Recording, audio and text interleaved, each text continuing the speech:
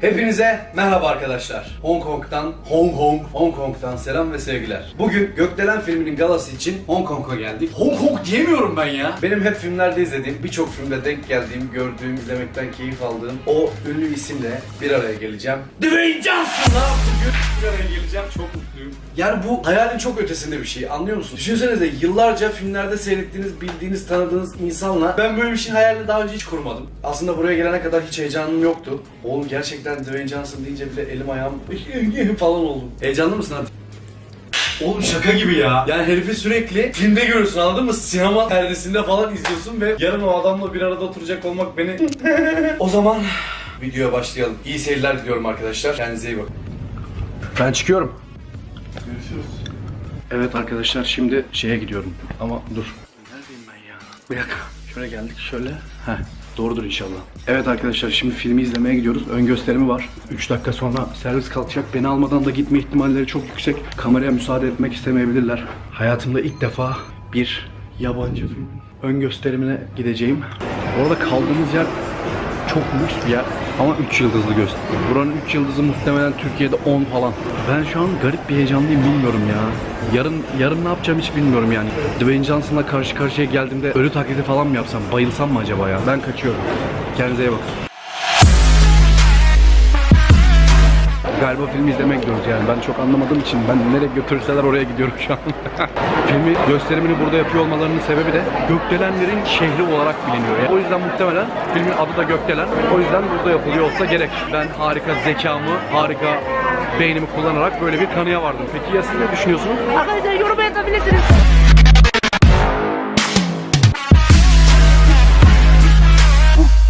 Ya şu gerçekten benim için bir gurur tablosu falan olabilir ya. Tamam, bu bana belki sunulmuş bir imkan, bir fırsat ama bu benim için gerçekten bir başarmışlık ya.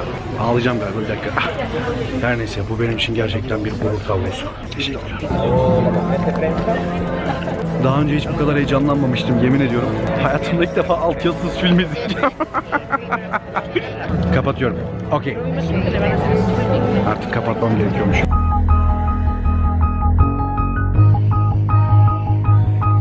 Şimdi filmden çıktık. Öncelikle şunun altını çizmek istiyorum. Kesinlikle ilk defa yabancı bir filmin galasına geldiğim için onu övüyormuşum gibi düşünülsün istemiyorum. Şöyle söyleyeyim, gerçekten film müthişti. Bence Dwayne Johnson olduğu bir filmdi. Bak şimdi 6. kattayız. Bir anda ne oluyor bak. 7 oluyor. 8 oluyor. Gözükmüyor. 16 oluyor. Yani ben şimdi inanayım mı? 17. katta olduğuma beni inandıramazsınız kardeşim. O kadar hızlı asansör çıkmaz. O da be. Merhaba arkadaşlar. Evet, film nasıldı? Hayatımda ilk defa yabancı bir filmin galasına geldim ve yabancı bir filmi herkesten önce izleme fırsatı edindim. Film gerçekten 10 numaraydı. Ya filmin tek sıkıntısı şuydu. Yani tamamı Çince altyazı olan ve tamamı İngilizce olan bir filmden çıkınca sağlıklı konuşamıyorum. Neden bir tarafım Çince, bir tarafım İngilizce ya? İnsanların güldüğü yerlere ben de gülmek zorunda kaldım falan ama hiçbir şey bilmiyorum. Bir yerde anlamış bulundum. Böyle şey yaptım. Güldüm. Orada kendimi çok iyi hissettim. Ulan dedim Yusuf, sen dedim biliyorsun bu işi. Sen dedim anlamasaydın gülmezdin. Beklemediğim sahnelerde bile aksiyon falan katmışlar. Bayağı harmanlamışlar filmi. Şöyle falan izledim ya. En beğendiğim sahne de fragmandaki bir yerden gökdeleni atlıyor ya, o sahne efsaneydi. Dediğim gibi film gayet güzeldi, gayet eğlenceliydi. Ben de filmi anladım tabii. Anladım ki size anlatabiliyorum. Yarın benim için büyük bir gün. Dwayne Johnson'la buluşacağım ve aynı zamanda yönetmenle. Buradaki film sektörünün en ünlü isimlerinden bir tanesiyle ve bu filmi çeken yönetmenle bir araya gelecek olmak beni çok heyecanlandırıyor. Belki şu an yeteri kadar heyecanlı gözükmüyor olabilirim ama o kadar da değilim zaten. Ama yarın çok daha farklı bir gün olabilir benim için. Her neyse, lafı fazla uzatmaya gerek yok. Yarın benim için büyük bir gün. Yıllardır filmlerde gördüğüm o insanla yüz yüze oturup ona soru sorabilme fırsatı elde edeceğim. Filmin yönetmenine de birkaç soru yöneltebileceğim. O zaman hiç kaydırmadan aynen devam. Hadi videomuza geçelim.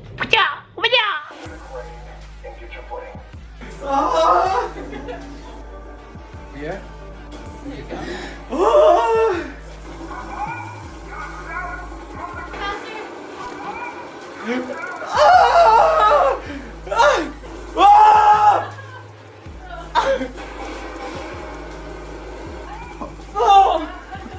Şöyle.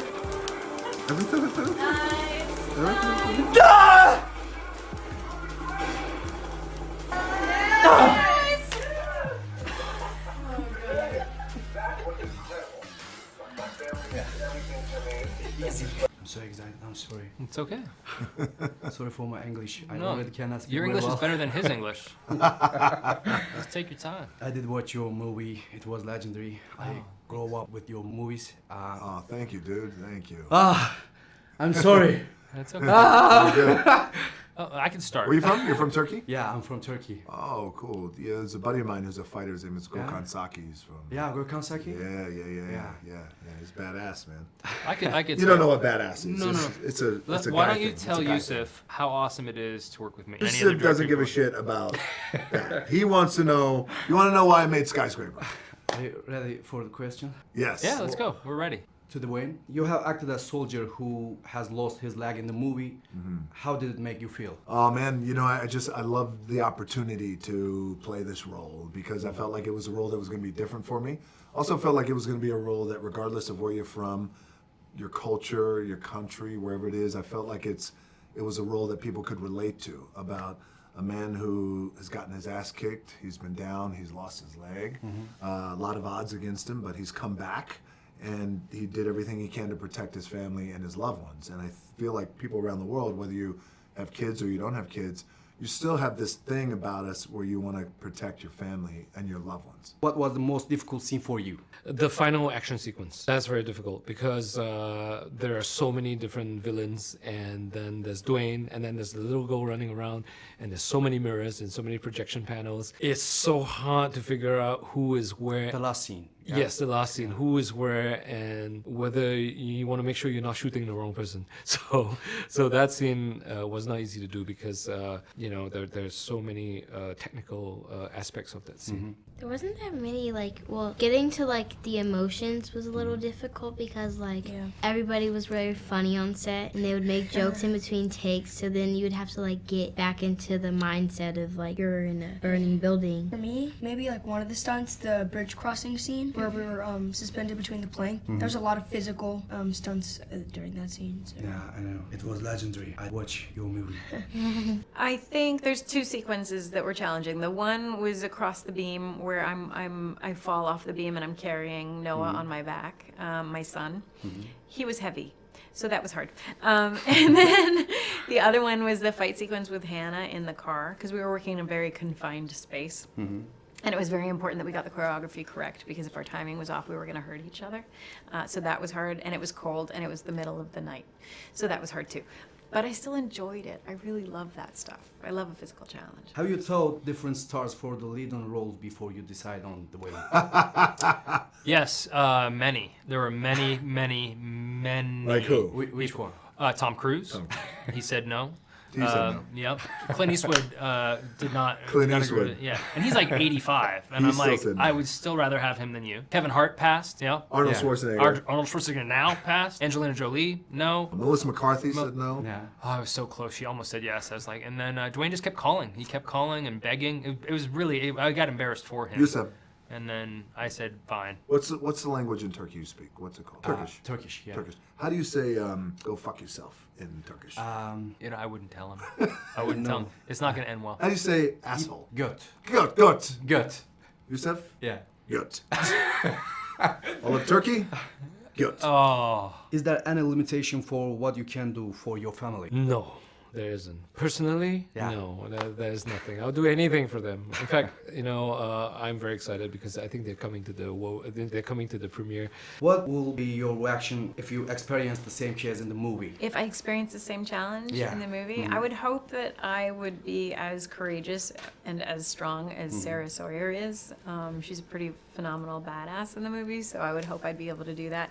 I'm a mom as well, so the idea of my kids ever being in danger is terrifying. So I would hope I would be as strong. Oh, Scared, frightened. yeah, frightened, but You have try to to be be brave, try to be calm. not so scared that you're don't know what to do, just standing there. You have to stay calm, but even though you're frightened inside, you have to stay calm and You're very muscular and strong, but with whom would not you like to face on the boxing ring? Who I would like to not face. Yeah. Like not face them. Yeah. Let's start with Gökhan Saki. Gökhan Saki. Yeah. I don't want to face him. I would, let's start with, who else? Stipe Miocic, right, who's the UFC heavyweight champion. yeah. I don't want to face him. But let me say who I would love to face and just fuck him up. Him. And the last question, how do you feel when you're watching yourself? Do you feel as if you can do better? Your first movie? Yeah. I personally think that I don't really like watching myself on TV. I feel like it's a little weird. I'm like, why did I do it's that? weird to watch yourself. Yeah. Yeah. Your first movie or? Yeah, it's my Yes, first movie. This is our Yeah. first movie. Thank you. That's all. Okay. Nice to Thank meet you. Nice to You meet you too. Sometimes do you love when you are performing a serious scene? Yeah. Do I laugh? Yeah, because Dwayne Johnson is a very funny person. Sometimes he will just crack a joke in the middle of something and make you laugh. Yeah. So I have fun with him. Yeah. Thanks for everything. Yeah. Nice to meet you. Thank you, Yusuf.